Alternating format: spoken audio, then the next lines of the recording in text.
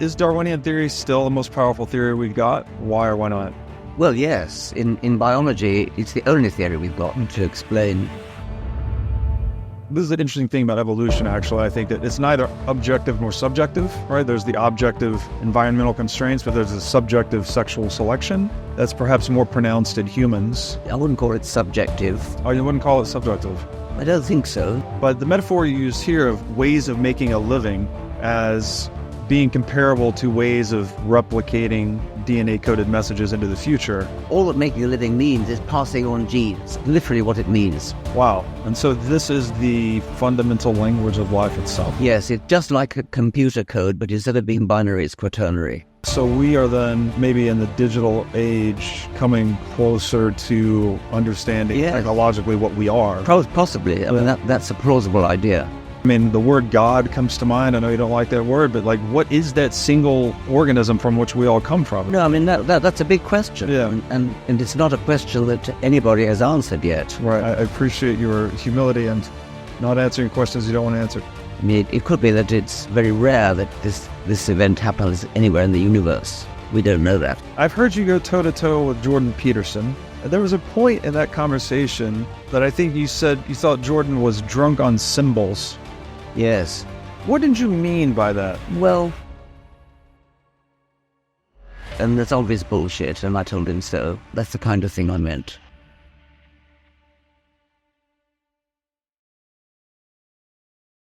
Hey everybody, welcome to the What is Money Show. I am thrilled to have you here joining me on my mission to help shine light on the corruption of money.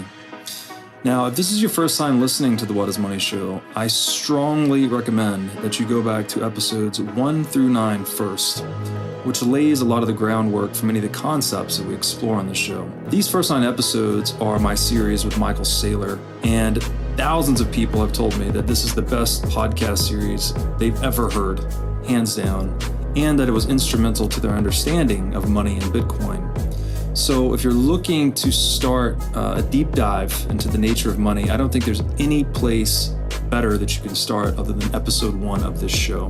Now, a little bit about this show and how it makes money. The What is Money Show is 100% sponsor-based, so all of our revenues are derived from direct sponsorships. And I strive to be very selective about the sponsors that I work with, specifically only using sponsors that I use personally, and also choosing sponsors that have values which are well aligned to the values expressed on this show, such as freedom, education, self-sovereignty, etc. So what I'm going to do now is a few ad reads right at the top of the show, and then I'll do a few more ad reads in the middle. And I hope you'll take the time to listen to them, as again, these are hand-selected sponsors, and I think you'll like what they have to offer. Today's podcast is brought to you by Wolf's Clothing. Wolf is the first startup accelerator dedicated exclusively to the Bitcoin Lightning Network. 4 times per year, Wolf brings teams from around the world to New York City to work with like-minded entrepreneurs, pushing the boundaries of what's possible with Bitcoin and Lightning. The program is designed to help early-stage companies achieve product-market fit, develop their brand, secure early-stage funding, and grow businesses that help fuel the global adoption of Bitcoin. So go to wolfnyc.com to learn more about the program or apply. Again, that's WolfNYC, WOLFNYC.com. Richard Dawkins, welcome to the What is Money Show. Thank you very much. It's an honor to have you here. I've been a long-time fan of your work, and in particular, your book, River Out of Eden, really had an impact on me. Right. Which is something I want to get into today, reading a few excerpts and asking you some questions about that. But I wanted to start with something that is more in line with the namesake of this show, which is the What is Money Show, given that you have a very unique definition for money. You've referred to money as a, quote, a formal token of delayed reciprocal altruism, unquote. And I think in that context, altruism is seen to be like the moral basis of a cooperative and productive society. So could you please just elaborate on that definition of money, or answering the question, what is... It was obvious. I mean, it doesn't seem to me to be unique to me. I mean, in animal behavior, there are two ways in which you can expect cooperation, let's say. One is kinship and the other is reciprocation. So reciprocation is very common, and it can occur between different species, between different kingdoms, and between members of the same species. So you scratch my back today, I'll scratch yours tomorrow, that kind of thing. Symbiosis, the cooperative relationship between a fungus and an alga, making a lichen. There are all sorts of ways in which animals and plants can cooperate with each other on the basis of reciprocation. A favor today is paid back tomorrow or the next day. Well, in humans, that would take the form of barter, where, say, a smith can make a spear, and a hunter needs a spear to catch meat, and then he pays the smith with the meat that he catches, that kind of thing. So barter is obviously a primitive way of formalizing reciprocation. Right. And later on, money came in as a token of barter. So I don't actually have the meat today, but I'll write you a note promising to give you meat tomorrow. So a promissory note would have been the ancestor of money. And then money came in as a more formal, government-sponsored, so to speak, equivalent of a promissory note. It is a promissory note. I mean, $100 is a promissory note that if I give you $100, that means that you can then exchange that $100 for something that you really want later. That's all. I mean, I think it's obvious. I don't see how anybody could have any other definition of money, really. So kind of a means for trading favors. Yeah. Right? Yeah. So I wonder, because I agree with you, it's a promissory note, that makes sense, but there is this aspect of commodity money versus like government-sponsored money, which seem to be two different kind of things. So if altruism is defined as something like the practice in or belief, the belief in or practice of disinterested or selfless concern for the well-being of others, so reciprocal altruism. Oh, well, I think, yes, I mean, that's a very human definition. Yeah. Disinterested. That would be a kind of very purist definition of altruism. Biologists don't use it that way. Biologists more use it in a more mercenary kind of way. Okay. It's whether it's disinterested is a philosophical question which is sort of over the top of that. Right. So the idiomatic way maybe to say this is I'll scratch your back, you'll scratch mine dynamic. Yeah. Right. Yeah. Okay. So we talk a lot on the show about central banking and how the legal monopoly to print money is kind of a violation of the principle of private property rights, but I think it's also a violation of this principle of reciprocal altruism in a way, because there is an institution printing money that's not really scratching anyone's back when they do it, and then they can spend that money to acquire, real goods and services in the marketplace, basically to get their own back scratched, the shareholders of central banks. So I wonder how you would think about that. I'm not trying to put you into the economics rabbit hole here, but if there were, say, a legally authorized body that could print money or counterfeit currency and use that to acquire favors from market actors that they themselves don't have to reciprocate, if that would be asymmetrical or unfair in some way. That's above my pay grade. I'm not, I'm a biologist, not an economist. I haven't the faintest idea what you're talking about. I'm sorry. Fair enough. Okay. So I'd like to go into your book, River Out of Eden. Yes. So this book had an impact on me in a number of ways. I think we'll get into that as we go, but I'll start with just reading an excerpt, and this comes from the preface, page 6 of the preface. You wrote the quote, "Not only does the Darwinian theory command superabundant power to explain, its economy in doing so has a sinewy elegance, a poetic beauty that outclasses even the most haunting of the world's origin myths," unquote. What are the features of Darwin or Darwinism or Darwinian theory that provide us such a powerful and economical explanatory framework. Did I write that? I did write that. Delighted to hear that. You're quite poetic, and I rather like it.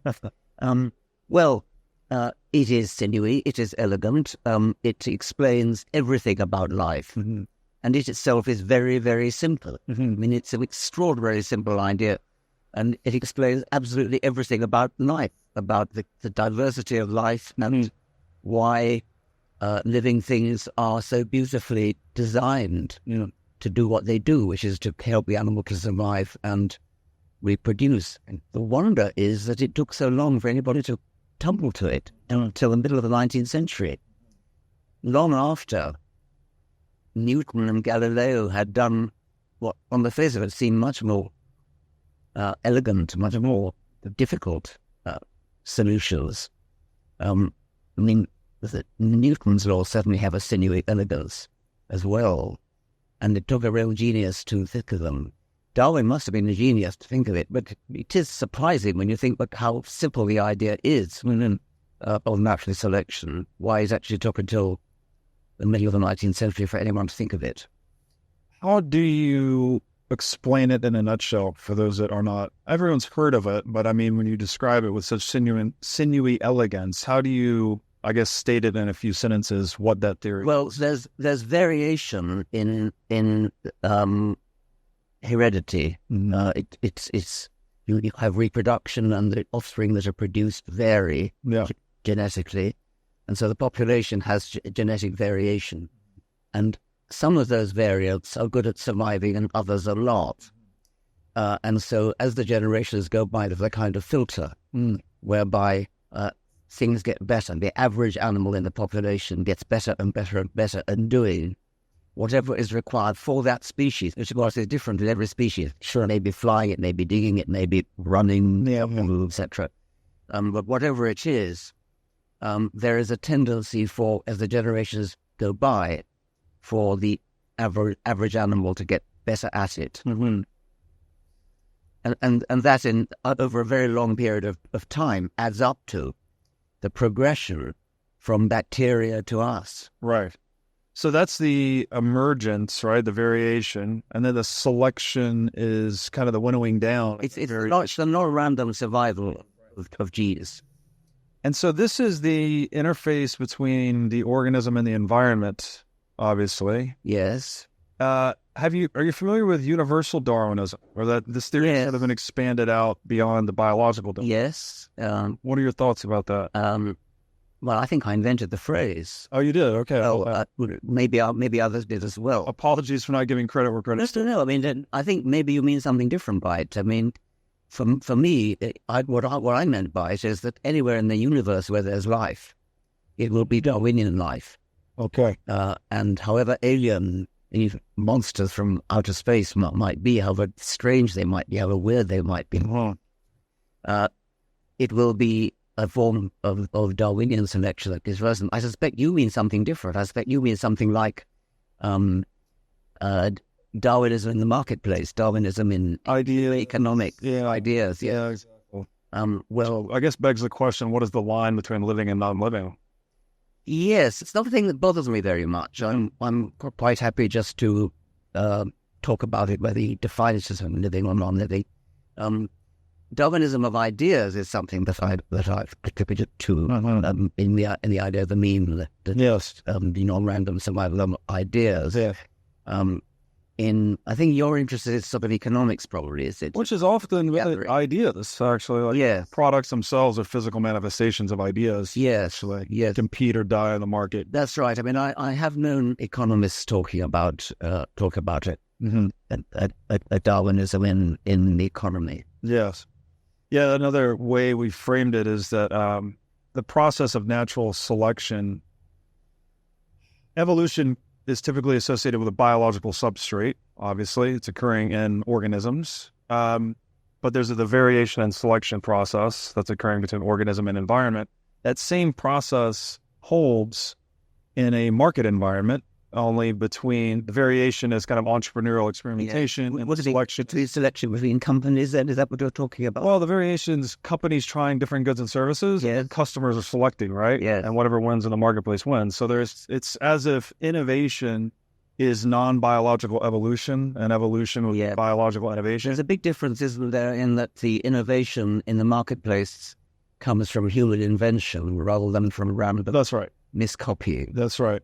But there's still, I guess, the fundamental substrate of both is the idea or information. Yes, and the idea in biology arises randomly, and in the marketplace it arises from human ingenuity. There may be a random element there. There is some randomness there too. Yeah. And then that begs the question: where do you draw the line between the two?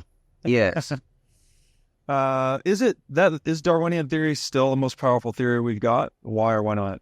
In biology, well, yes. In biology, it's the only theory we've got to explain why life is the way it is.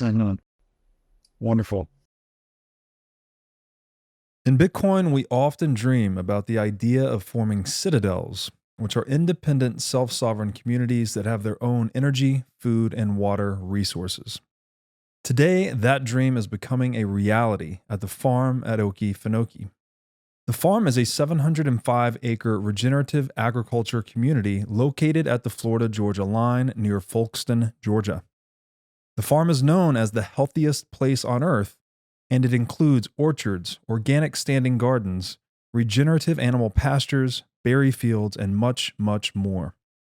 Today, the farm features 25 custom-built cabins and has plans to construct 225 more in the years ahead. The farm has its own food, energy, and water sources and is completely off-grid. So if you're looking to join a citadel community comprised of sovereign individuals, then go to okefarm.com today to learn more about membership.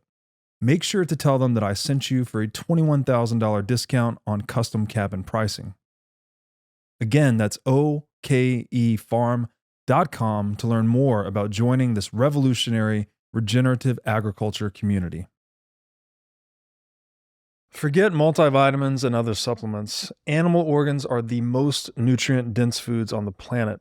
You can get 100 times more nutrients from organs than you can from muscle meats. But the problem with eating organs is that they are difficult to find in stores, they are difficult to prepare, and even when they are prepared well, they often don't taste great. Thankfully, Heart and Soil Supplements has made consuming organ meats so much easier by providing powderized organs in capsule form. Organ meats include everything your body needs to thrive: vitamins, minerals, peptides, proteins, and growth factors. This is why organ meats were the most prized foods for our ancestors. Fortunately for us, Heart and Soil makes these treasured foods easily accessible. So go to heartandsoil.co today and use discount code BREEDLOVE to get started on your journey to optimal health and vitality. Again, that's heartandsoil.co, discount code BREEDLOVE. I'd like to thank my friends at Swan Bitcoin for their long-standing support of the What is Money show. Swan's mission is to help millions of people get into Bitcoin, so they built the best solution to set up recurring Bitcoin buys and automatic withdrawals into cold storage. With the Swan app, it takes just 2 minutes to sign up and start buying Bitcoin. If you're a new customer, you get $10 in free Bitcoin for signing up, and the first $10,000 of Bitcoin you buy incurs 0 fees. If you're an existing Swan customer, then the next $10,000 of Bitcoin you buy now incurs 0 fees. So if you love to recommend Bitcoin to friends and family, then Swan is the best place to start. So go to swanbitcoin.com/breedlove to get started today. Again, that's swanbitcoin.com/breedlove. I'll read another excerpt here. Preface, page 12. He wrote, "The other feature of earthly life that impresses us is its luxuriant diversity as measured by estimated species numbers. There are some tens of millions of different ways of making a living. Another of my purposes in writing this book is to convince my readers that ways of making a living is synonymous with ways of passing DNA-coded text on to the future. My quote-unquote river is a river of DNA, flowing and branching through geological time, and the metaphor of steep banks confining each species' genetic games turns out to be a surprisingly powerful and helpful explanatory device, unquote. I was really captivated by this passage. We'll talk more about the river of DNA, which is obviously the title of the book and very interesting metaphor indeed. But the metaphor you use here of ways of making a living as being comparable to ways of replicating DNA-coded messages into the future. When we invoke that metaphor, ways of making a living, that metaphor is only comprehensible to us because of our lived experience with money, right? That's why people know what it means to make a living, because typically, say you go to work and you earn money, and so that's how that metaphor grounds, I guess, what I'd say. And so I'm curious how, maybe if you were just to expound a bit here, I'm not looking for any economic expertise. Yeah, okay. In what ways are the universal medium of exchange, money, and the Dawkinsian digital river, if I may call it that, genetics, how are they similar in maybe a structural dynamical sense? Okay. In biology, the unit of currency, I suppose, is the gene, and so making a living means passing genes on. Okay. And there's nothing mysterious about that. It's not that animals have a kind of ambition to pass their genes on. It's just that those animals that are good at passing genes on, those very genes are the ones that do get passed on. Right. And so in the future, animals are made by those genes. Okay. So different ways of making a living. For a buffalo, it would be grazing and moving on and finding more grazing places. For a tiger, it would be catching prey. For a swallow, it would be catching insects flying. All these different ways of making a living. All that making a living means is passing on genes. Literally, what it means. Right. If you're good at making a living, that means you're good at surviving, and the only reason to be good at surviving is to pass on genes. So any animal that survives, the genes inside it automatically survive and get passed on to the future. So the world becomes filled with genes that are good at getting passed on. And they get passed on in different ways, in different kinds of animal or plant. And the metaphor of the riverbank, where the water can't cross from one river to another. The genes are channeled in one species, and they're reproducing, and they're cross multiplying within that one species. That's the definition of a species. And it never jumps across to a different species. There are millions of different ways of making a living, and they're all separate. They're all insulated from other ways of making a living, in the metaphor being the riverbank. So, like, making a living is almost more literal in this sense, right? You're actually making life. Passing genes on. It's literally passing genes. Right, on the form of offspring. Yes. So making a living is actually making new life forms. Exactly. Okay. Yes. So when we look at human beings, obviously there's the subjective aspect. This is an interesting thing about evolution, actually. I think that it's neither objective nor subjective, right? There's the objective environmental constraints, but there's a subjective sexual selection that's perhaps more pronounced in humans. I wouldn't call it subjective. Oh, you wouldn't call it subjective? I don't think so. And sexual selection is just about differential success in getting mates. So I was thinking if I choose a mate, I mean, that's my subjective choice. Well, yes, because you're human, but that's just one out of millions of species. Let me ask about a human specifically, though, because I want to, again, the money metaphor sort of ties into your genetic reproduction metaphor. How is money related to the human process of reproduction? Like, maybe we look at this through a masculine and feminine perspective, because it seems like, well, women tend to want a man that's wealthier, more established, so that he can support a larger family, perhaps.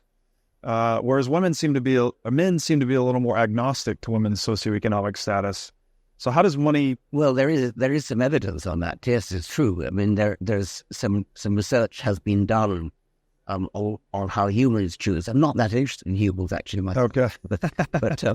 but I'm familiar with some research that's done in the field of evolutionary psychology, and it certainly is true that humans, along with many other animals, males are more promiscuous than females. Right.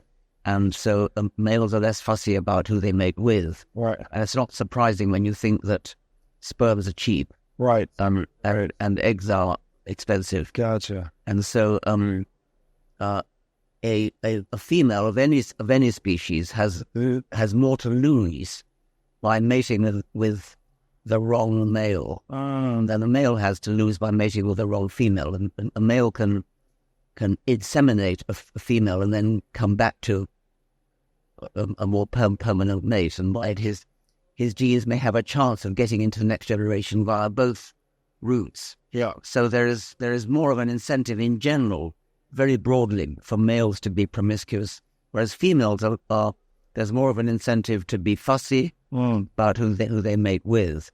And in animals generally, there's a tendency for females to choose males who are good at providing, economically speaking. And economically speaking means food or a place to live, a shelter, protection for the young, that kind of thing.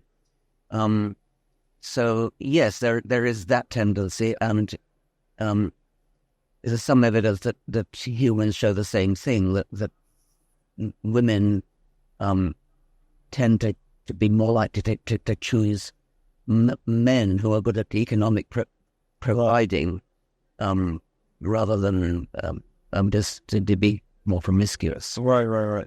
Is that a commonality between, let's say, social animals more broadly and humans? Because social animals, the women tend to want to mate with a male that has more territory or more dominance in the hierarchy. I was trying to say that yes, it is a generality in animals that you can also see in humans.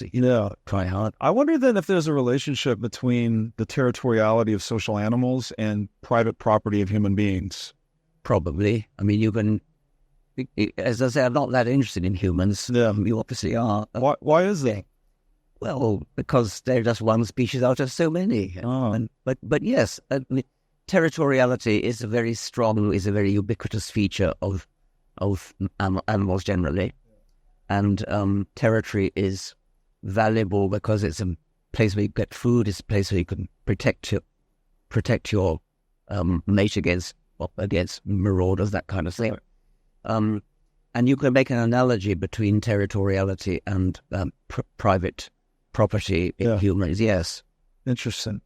So I don't mean to keep asking you questions about humans, so I'll try to move on after this one. But what is it that you said you're not as particularly interested in humans compared to all the other millions of species?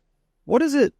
Where do you draw the line between humans and all these millions of other species? What is it that makes us unique? Humans are very unique, and we have culture, we have language, and we have an extremely rapid form of evolution, which is non-genetic. We have cultural evolution. You see this in technology. You see it in the way we get about the world today. We now fly. Yes, it was unthinkable 2 centuries ago,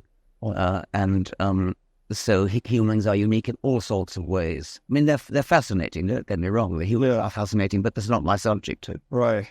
Yeah. This maybe evolution seems to take kind of a random walk, whereas humans make it less like a random walk. Not really random, because natural selection is non-random. Natural selection is in the direction of improvement, where improvement is defined as getting better at passing on genes. Right. Okay.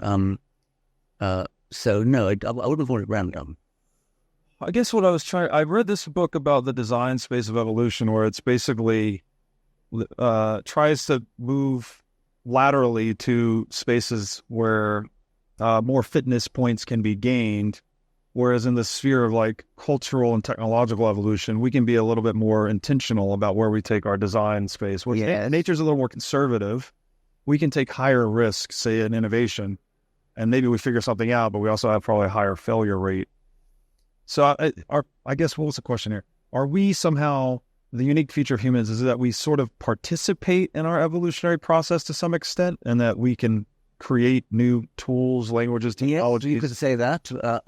I suppose you could say that, but it's a very different kind of evolution. So it's we can certainly shape cultural evolution, but that's a very different kind of evolution. And then there's feedback, though, right, from culture into biological, or no? Yes, probably. Yes. That's fascinating. Okay, I'll read another excerpt here. This is from pages 3 and 4. You wrote, quote, "Those individuals born with good genes are the most likely to grow up to become successful ancestors. Therefore, good genes are more likely than bad to get passed on to the future. Each generation is a filter, a sieve. Good genes tend to fall through the sieve into the next generation. Bad genes tend to end up in the bodies that die young or without reproducing." And then you go on to write, quote, "The river of my title is a river of DNA, and it flows through time, not space. It is a river of information, not a river of bones and tissues. A river of abstract instructions for building bodies, not a river of solid bodies themselves." So, if I can use this term, I don't know if it's been used or not, the Dawkinsian digital river is a river of genetic information flowing through time, but also flowing through the veins of each living thing, right? Our genetic information. I would say veins, but I wouldn't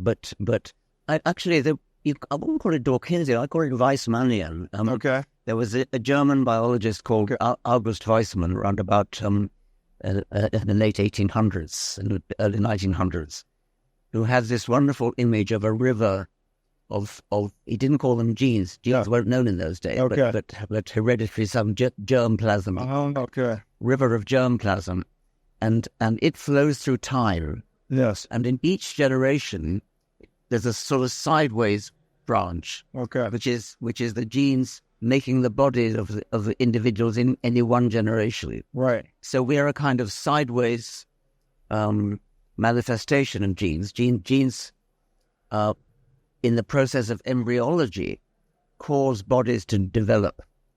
And there's a river that flows onto the next generation. Okay. The so-called germ line. Yeah. So in you, you've got lots and lots and lots of cells which have the genes of the side branch.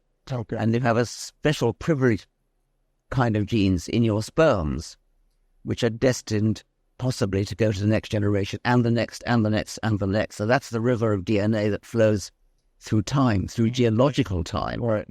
And there are these side branches that are going to make bodies by the processes of embryology. Okay. So that was Weissmann's contribution, which I support. Okay. Fantastic. And then, so how is that river forking through time? This is speciation. Yes, speciation. It forks as a species gives rise to two species, two daughter species. I mean, the one stays the same and one changes. Yes. And that tends to happen perhaps on islands where some population finds itself by accident on an island. There it's free, because it's isolated from the mainland. It's free to evolve in a separate direction.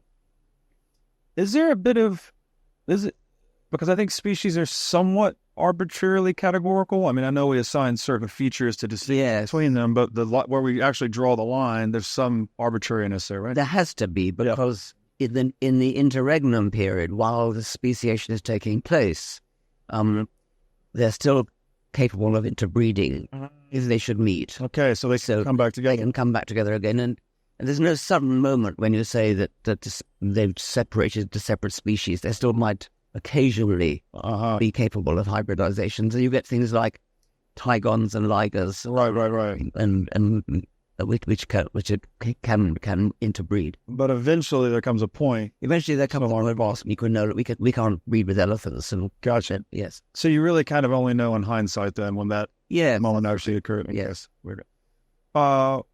what is the nature of the genetic information itself that is flowing? Is this physical? Yes, it's DNA. Okay.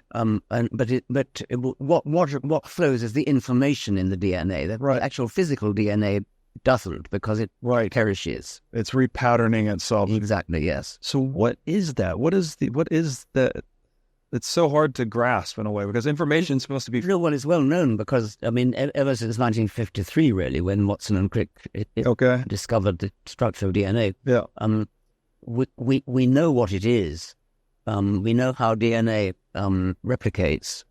And a bit later than that, it was discovered what the genetic code was of actually how DNA encodes for protein. Right. So that's pretty well known.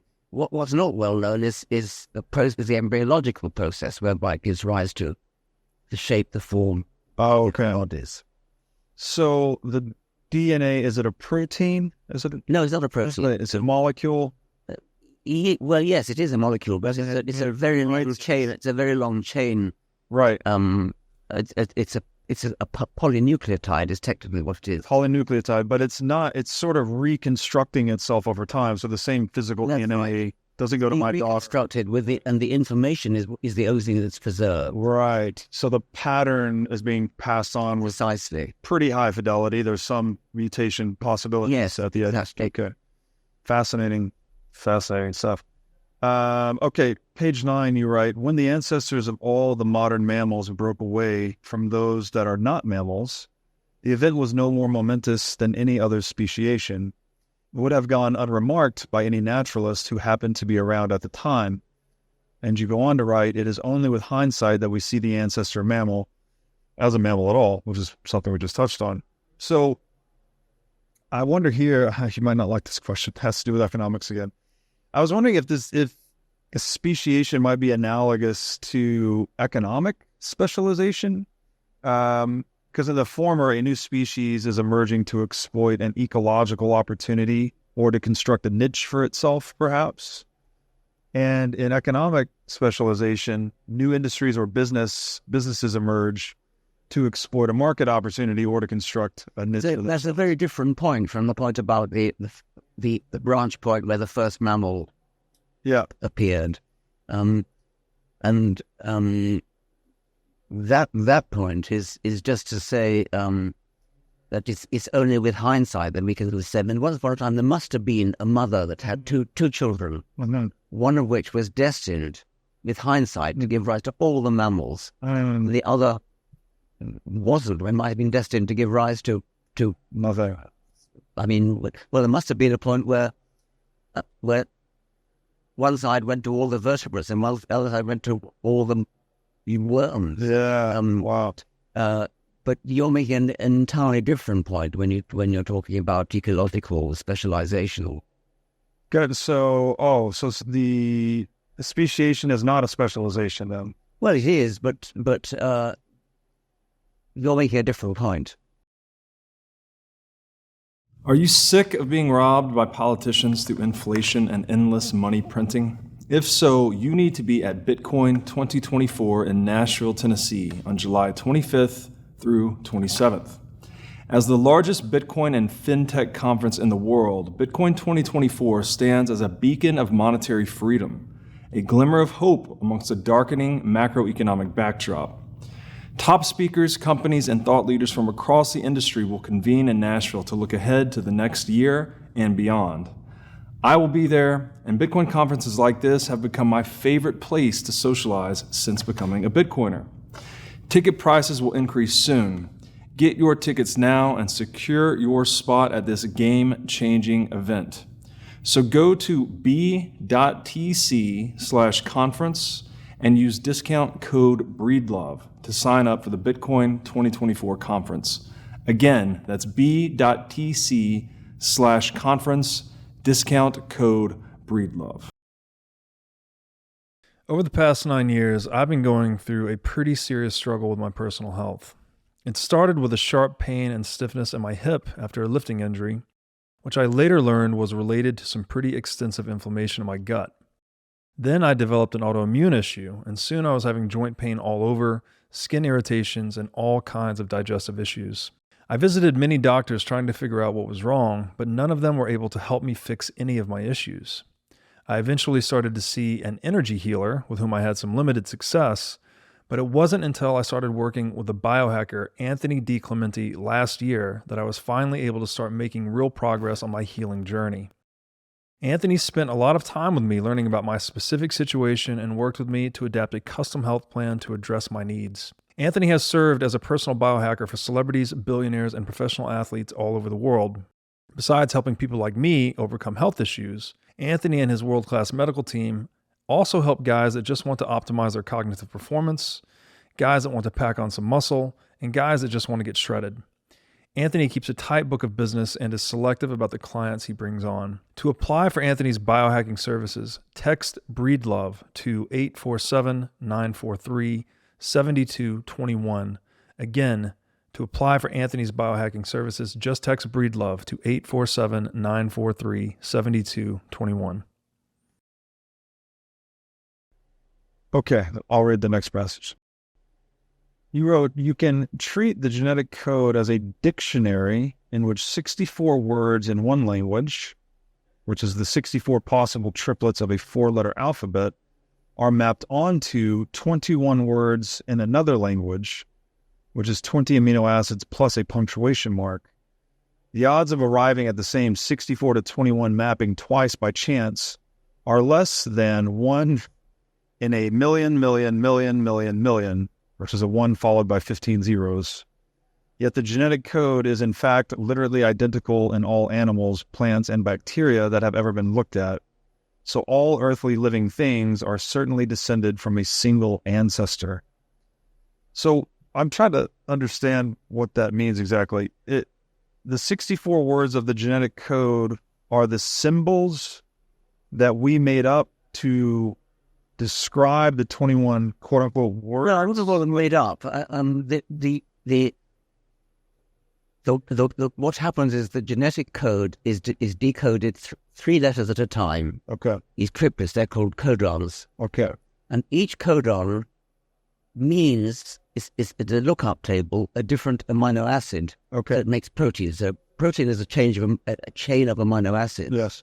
And so the DNA sequence, which is triplet, Right. is decoded into amino acid, which makes protein. Okay. And then proteins fold up into complicated shapes, which have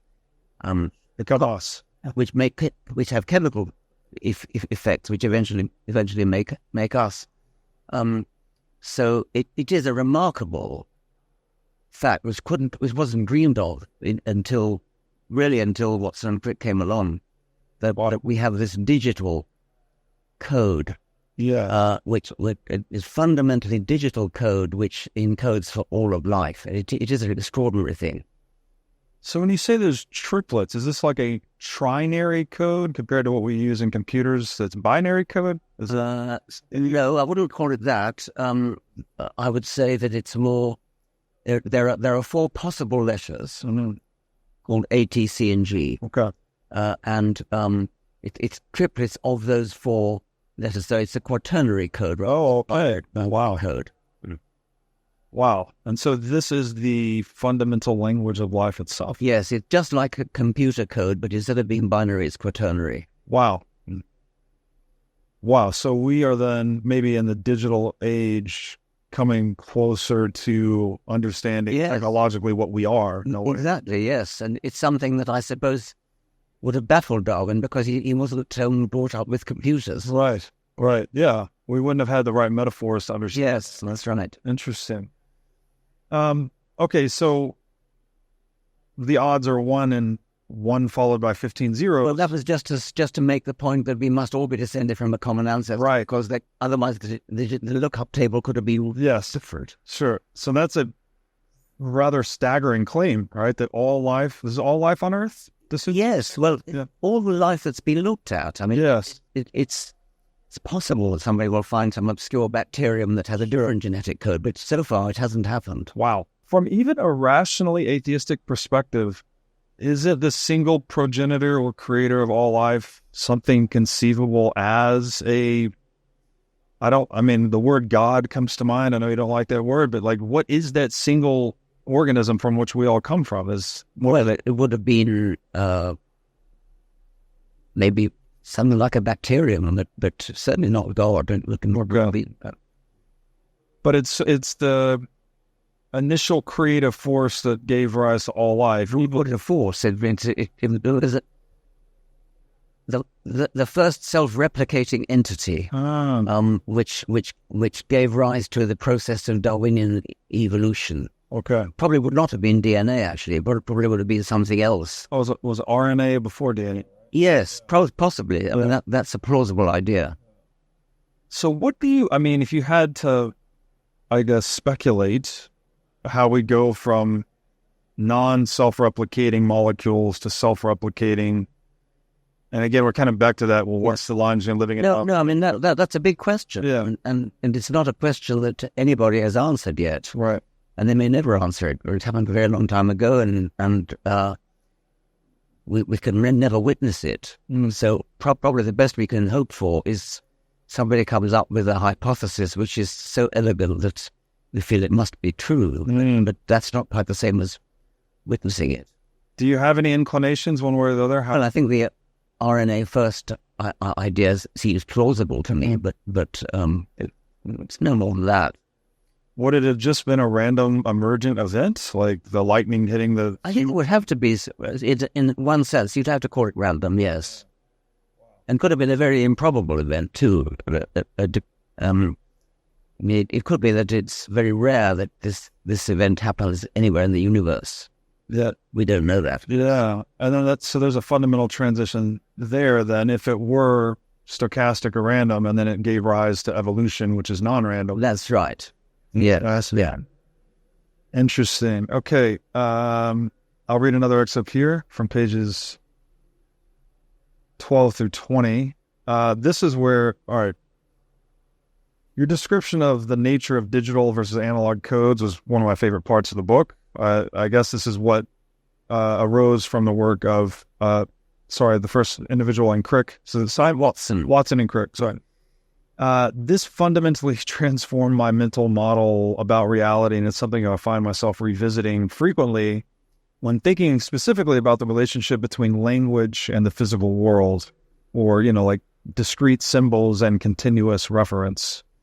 Can you elaborate on the difference between digital and analog codes and how they complement one another so that replicators are able to replicate with high fidelity through the digital river? Well, it goes into engineering here, and before telephones were digital, for example, you had a transducer which took the changes in pressure as you speak, or as music happens, changes in pressure in the air were turned into an analog signal, which might have been a voltage change in a wire. So as the pressure goes up, the voltage goes up. That would be an analog signal, and that degrades. That subject to noise, that subject to degradation as you go along the wire, right? And distortion. Digital telephones turn that signal into numbers. So there are various ways in which that can be done. I mean, you could say anything higher than such a voltage is called 1, and below is called volt. And you can turn the signal, which is the changes in pressure, right, as the airwaves hit the microphone diaphragm. Yeah. You can turn that, and because computers are so fast, you can turn it very quickly into numbers. So you can say that this instead of being a fluctuating voltage, you actually give it digital numbers, right? And theoretically that can be extremely high fidelity, right? And if you do it right, you can avoid the degradation that you will inevitably get from analog right signals. And so one of the main revolution that's taken place in human technology has been the change from analog to digital signals. And so, is that equivalent to a transition from, we're saying from analog to digital, it's also like from continuous to discrete, right? Yes. So you're sort of, Yeah. are you getting rid of noise in a way? Because noise is introduced to the channel, like the longer the distance the analog signal goes, so then you're sharpening it. Yes.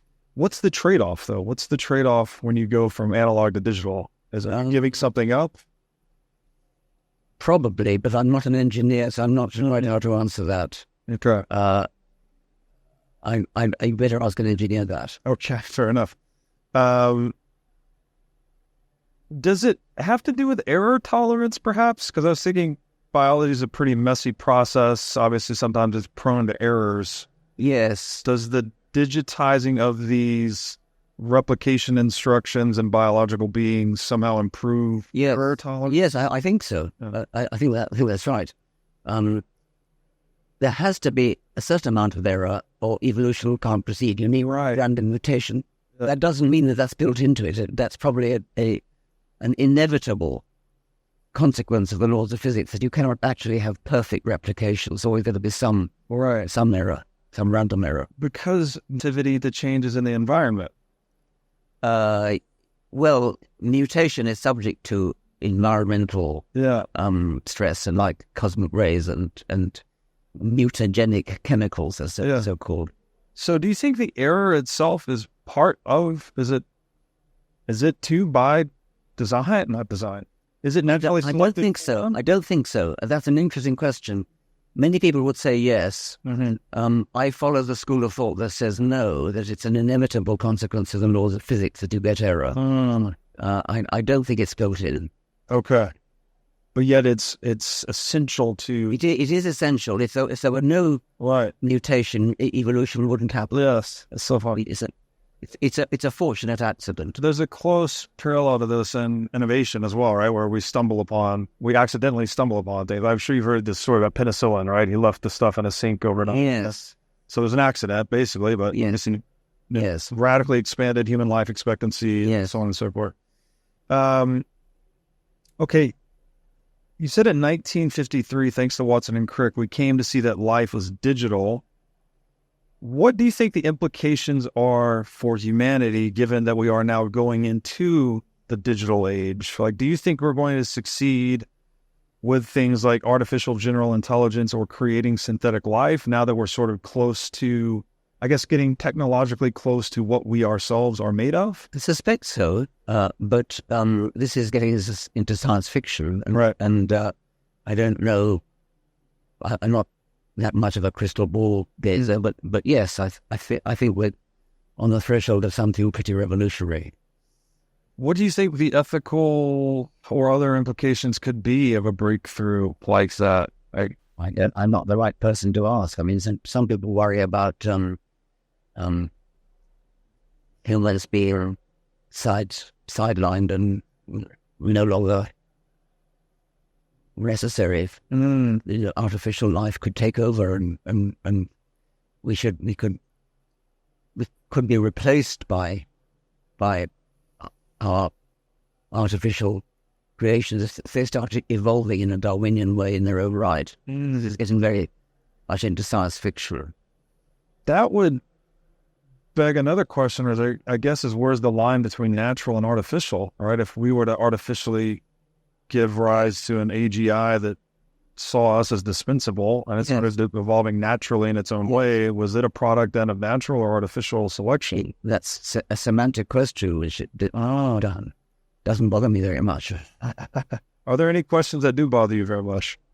I mean, I'm very interested in everything biological. Okay.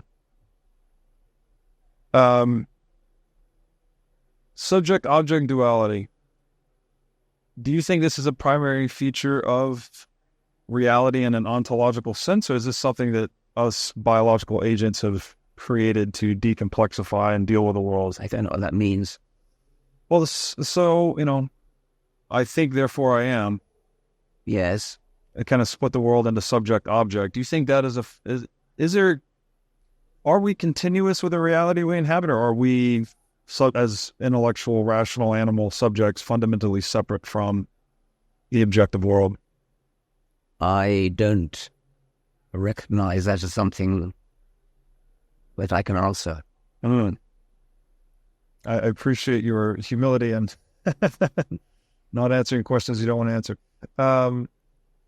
You described the meme, which is something that's obviously come to be very popular in the digital age. But you wrote about this in the 70s, I believe. You described the meme as a unit of cultural inheritance, something that is passed on by mimicry or imitation. I wonder if you're familiar at all with Rene Girard's work on mimetic desire. Say it again. Rene Girard, he wrote several books. One of them is Things Hidden Since the Foundation of the World. And he talked about, he had a thesis on mimetic desire. I see. And how I don't know it. Humans excel all the animals. He quoted Aristotle in the beginning of his book that humans excel all the animals in our ability to imitate one another. Of course, yes. And I wonder what... I was very influenced by that book, as have I been influenced by your conception of the meme, as there's something... we have propositional knowing and ideas. And yeah, he does like an anthropological look at imitation, and then he goes into... He actually looks at theological books as well, and he thinks there's some evidence that mimetic desire gave rise to ritual and religion and other things, and then he goes into like the psychological dimensions of it. It's pretty interesting. Yeah. I am very curious about what the relationship might be between incentives and mimetics, where if human beings see someone successful at a particular strategy for acquiring wealth or getting mates or whatever the aim might be, then those humans are likely to imitate that strategy, right? Yes. We see this a lot with, celebrities, fashion, cars, whatever. All humans are constantly imitating the people that are popular, quote unquote. What do you think about the relationship between incentives and mimetics? Like if people are adopting a certain strategy that gives them success in some domain, I guess, first of all, would you agree that people tend to imitate that? And then if so, does that then give us a way to engineer how people behave in a way? If we can sort of tilt the incentive landscape one way or the other so that people would imitate. What's that word you keep using in incentives? Incentives, yeah. So it gets into we talk about Bitcoin and money a lot, but there's a theory that if coercion or violence were made less profitable, yes, by, say, technology, something like Bitcoin is much harder to steal just by virtue of what it is. So therefore, stealing becomes a less profitable activity. Okay. And then my question is is it likely that through a mimetic contagion, if we'll use that term, that people might start to adopt this successful strategy of people? The people that are successful in the marketplace would be different because you can't steal to make money anymore, and so you'd have to be productive instead. So then through mimetic contagion, would that form of behavior spread? So really trying to get to the connection between incentives and mimetics. Well, it sounds kind of plausible to me, but I know nothing about it. Okay, fair enough. Fair enough. I'll leave that one there. You have started your show recently. Yes. The Poetry of Reality. Yes. I believe it is. Yes. And I've heard you go toe-to-toe with Jordan Peterson and a couple of, I wouldn't call them debates, but you guys have had some good conversations. Just one, I think. Was it just one? Yeah. Okay. Well, maybe I've listened to it multiple times. Yes. There was a point in that conversation that I think you said you thought Jordan was drunk on symbols. Yes. And as we talked about earlier, one of the things that separates human beings from animals is our capacity for use of symbols, language, etc. What did you mean by that? So when you say drunk on symbols, and well, he's very keen on Jungian archetypes, and he I mean, the most egregious thing he said was that DNA, the double helix of DNA, which we were talking about earlier, is known to primitive peoples in their art. So they have artistic renditions of snakes coiling around each other that look vaguely like the double helix, and he thought that there's some kind of symbolic significance which is in a deep sense known to all humanity. Okay. And that's obvious bullshit, and I told him so. Okay. That's the kind of thing I meant. Gotcha. Do you have any views on psychedelics? Like what are they? Are they harmful? I don't. I have never tried any psychedelics. Maybe one day I will, but so far I haven't. I have no personal experience. I mean, I've read all this Huxley. I've read people who describing their experiences, and it sounded intriguing, but I've never tried it. And Carl Jung, have you read any Carl Jung? Because I think the other thing I think Peterson was getting at is, Well, that's what I just said. Yes. there's a close parallel, I think, between Jungian archetypes and your concept of the meme. I don't know if you have any thoughts. Well, that's what he thinks, and that yes, something in that perhaps. Have you read any Carl Jung? No. I haven't either, but I'd really like to. Okay, well, thank you so much for this conversation. And I guess where can people find you online? Where can they find your new show? The Poetry of Reality. Just Google Poetry of Reality. I think so, yes. Awesome. Richard, it's been an honor. Okay, thank you. Right.